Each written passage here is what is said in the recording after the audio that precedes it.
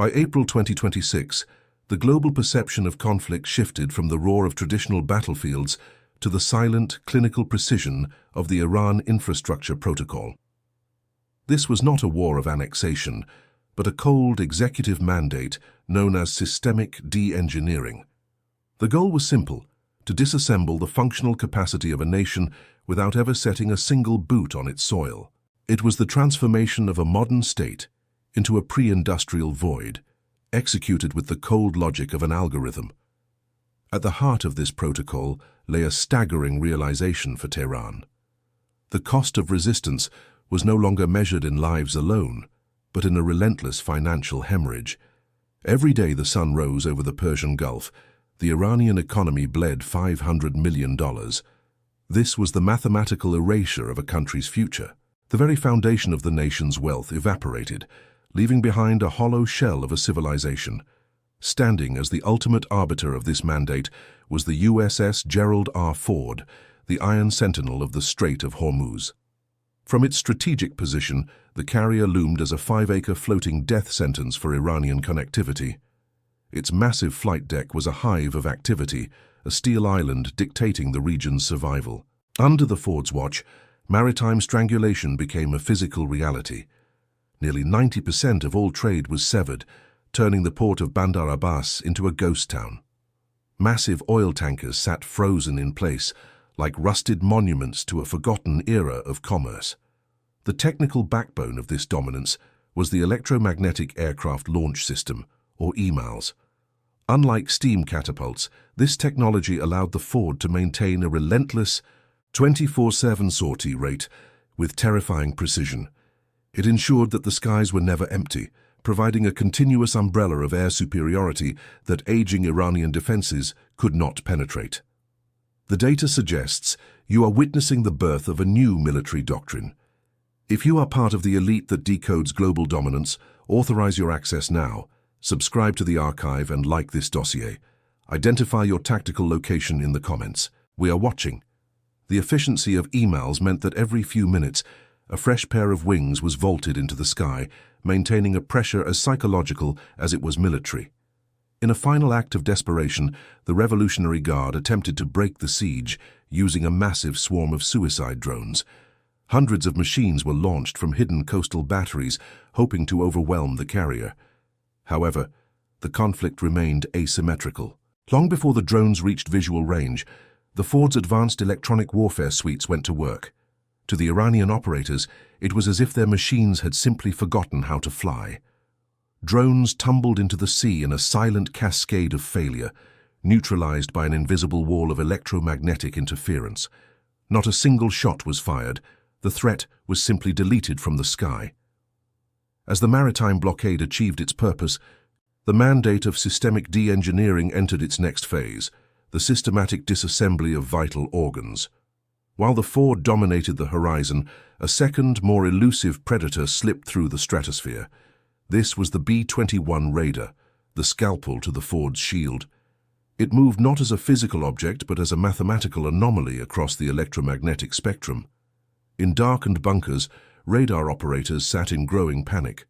Their Russian-made S-400 systems were displaying nothing but clear skies. The digital architecture of the S-400 was searching for a signature that the Raider had been specifically engineered to erase. Even as the stealth bomber loomed over military corridors, the screens remained stubbornly empty.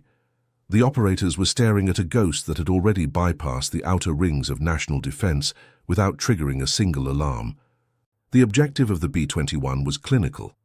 The Raider's internal bays opened over the Shahid Raja'i and Damavand power plants, the twin beating hearts of the northern electrical grid. The strike was a masterpiece of precision engineering. Using hyper-accurate munitions, the B-21 targeted specific step-up transformers and unique high-voltage circuit breakers. There were no massive explosions. Instead, localized, intense bursts of energy rendered the machinery useless. It was a surgical removal of the nation's ability to distribute power. This was the beginning of the engineering of despair. In electrical engineering, a black start is the process of restoring a grid without external power. By destroying the non-redundant components required for this process, the United States ensured the darkness would not be temporary. These were components Iran could not manufacture internally, and because of the maritime blockade, they could not import. The grid was fundamentally broken, trapped in permanent decay. Iranian engineers realized that no amount of ingenuity could fix a system whose replacement parts were sitting on ships thousands of miles away, blocked by the Iron Sentinel. The effect was instantaneous. As the hum of the turbines ceased, a wave of silence rolled across Tehran. The capital was swallowed by a hungry shadow. Within minutes, water treatment facilities ground to a halt. High-pressure lines went limp and city taps ran dry. Telecommunications towers, stripped of power, fell silent one by one. The digital world simply ceased to exist, leaving millions in a pre-industrial void. For the Revolutionary Guard, the darkness was a total loss of vision. The regime had spent billions building a pervasive surveillance state. Thousands of facial recognition cameras were the eyes of the IRGC. Now, those eyes were closed. The surveillance hubs were nothing more than rooms full of cold glass and plastic. The state's ability to monitor its own streets evaporated, leaving the leadership blind and disconnected. The authority of the Revolutionary Guard vanished into the night. The psychological weight was suffocating. In the unlit corridors of power, the shift from a military conflict to a raw struggle for survival was absolute.